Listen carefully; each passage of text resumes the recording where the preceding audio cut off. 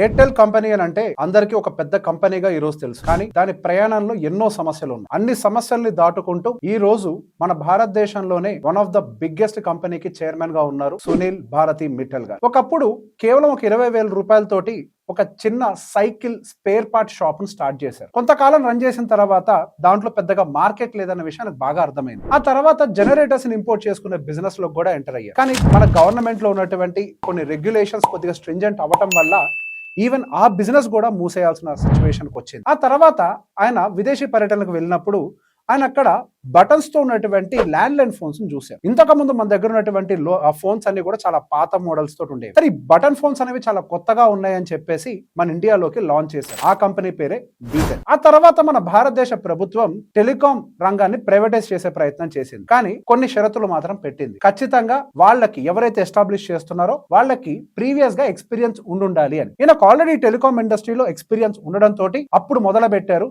Airtel అనే ఒక company. ఈ రోజు ఎయిర్టెల్ సెకండ్ లార్జెస్ట్ కంపెనీగా ఎదిగింది. మన ఇండియాలో ఉండేటువంటి మెజారిటీ ఆఫ్ ద కనెక్షన్స్ ని ఎయిర్టెల్ మెయింటైన్ చేస్తుంది. ఇంత పెద్ద కంపెనీ ఎస్టాబ్లిష్ అయ్యే ముందు ఆయన కూడా దాదాపుగా 2 నుంచి 3 సార్లు ఫెయిల్ అయినటువంటి స్టోరీస్ ఉన్నాయి. సో ఈయన స్టోరీలో నుంచి మనం తీసుకోవాల్సినటువంటి కొన్ని కీ కాన్సెప్ట్స్. ఆయన ఇంతకు ముందు బీటెల్ ఎస్టాబ్లిష్ చేసినప్పుడు కూడా మార్కెట్ లో ఉన్నటువంటి ఒక గ్యాప్ ఐడెంటిఫై చేశారు. ఎప్పుడైతే మార్కెట్ లోకి టెలికాం రంగం అడుగు పెట్టబోతుందని తెలిసిందో దాన్ని ఫస్ట్ గ్రాప్ చేసుకునే ప్రయత్నం చేశారు. అంటే మార్కెట్ లో ఉన్నటువంటి గ్యాప్ ని ఫిల్ చేయాలి, అలానే ఆపర్చునిటీని ఫస్ట్ గ్రాప్ చేయాలి.